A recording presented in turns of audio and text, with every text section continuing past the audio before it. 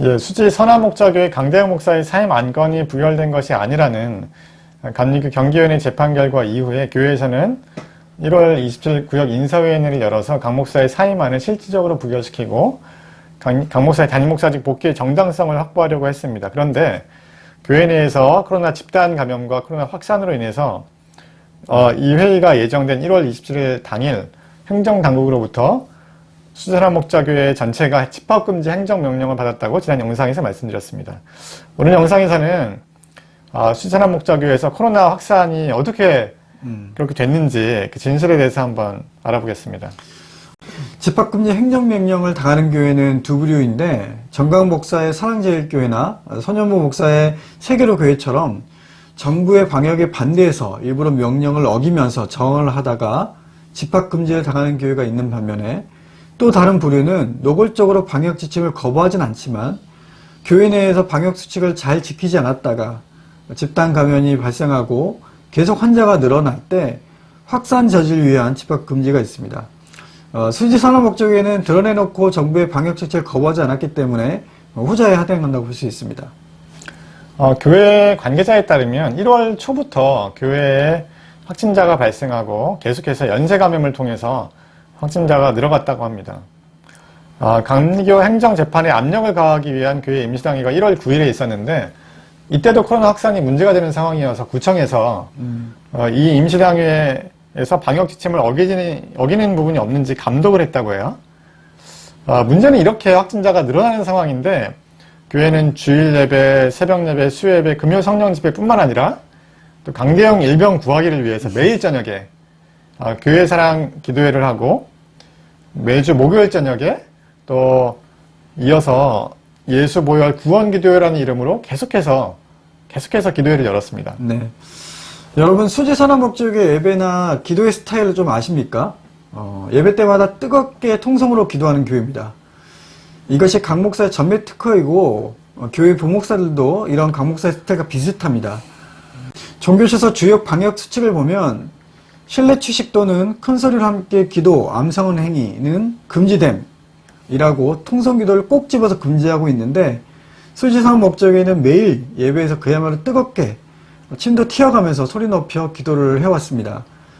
결정적인 계기는 1월 21일 금요예배 때 강 목사의 바로 옆에서 마스크를 벗고 기타를 치면서 찬양을 인도하는 전도사가 1월 22일 토요일에 열이 나고 몸이 안 좋아서 교회를 안 나오고 그 다음날 1월 23일 주일 오전에 확진 판정을 받게 된 것입니다.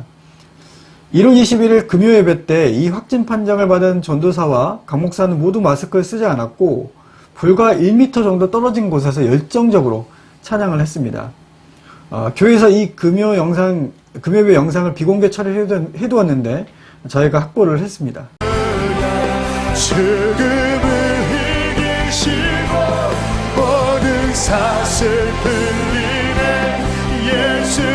했습니다.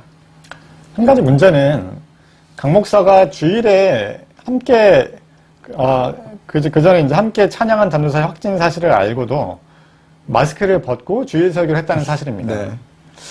강 목사는 확진자와 근거리에서 마스크를 벗고서 이제 찬양을 크게 불렀기 때문에 밀접 접촉이죠. 네네.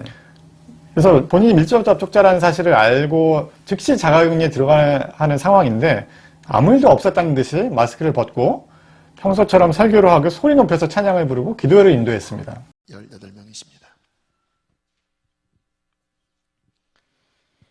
임병장 이지혜 성도 위 사람을 2022년 강 목사가 이전에 확진자와의 밀접 접촉으로 자가격리 중에도 여전도사하고 데이트를 했죠. 예, 이게 CCTV 다 찍혔는데 이런 전력이 있긴 하지만 한 교회의 담임 목사로서 코로나 방역에 너무나 무책임하다는 생각이 듭니다.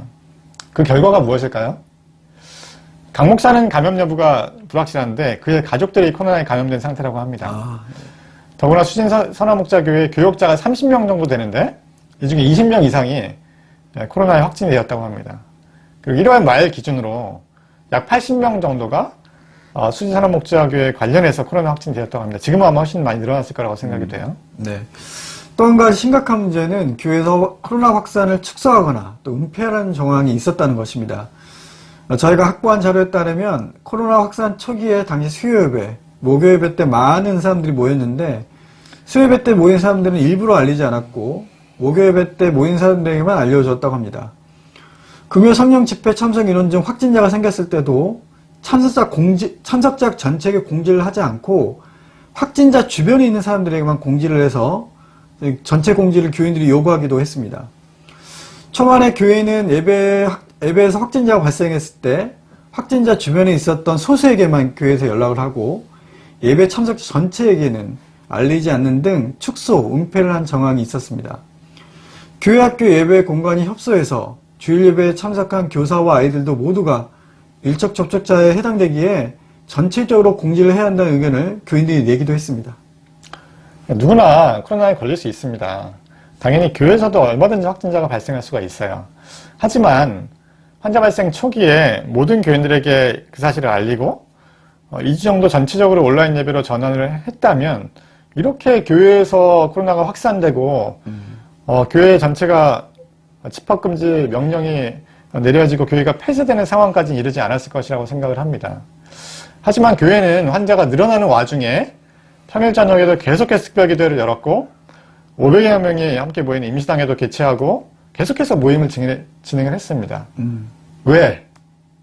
무엇을 위해서 이렇게 했을까요? 강 목사는 교회를 위해서라고 하겠지만 저는 그렇게 생각하지 않습니다. 코로나에 걸렸을 가능성이 있는 교인들에게 알려주지도 않고 코로나가 계속해서 퍼져나가는 것을 방치하는 것이 과연 교회를 위한 일일까요? 환자가 계속 늘어나고 코로나 확산 가능성이 분명히 있는데도 불구하고 계속해서 평일 저녁에도 기도회를 열고 그렇게 침을 튀겨가면서 열정적으로 기도를 하게 한 이유가 과연 무엇이었을까요? 저는 이 강 목사가 마음이 급했다고 생각이 들어요. 자신의 생명이 걸린 일이라고 판단을 한 것 같습니다. 자신이 교회에서 쫓겨나면 끝이기 때문에 어떻게 해서든지 감리교 재판에서 이겨야 하고 어떻게 해서든지 교인들의 결속을 강화해서 자신을 지지하게 만들어야 한다고 생각을 했을 것입니다.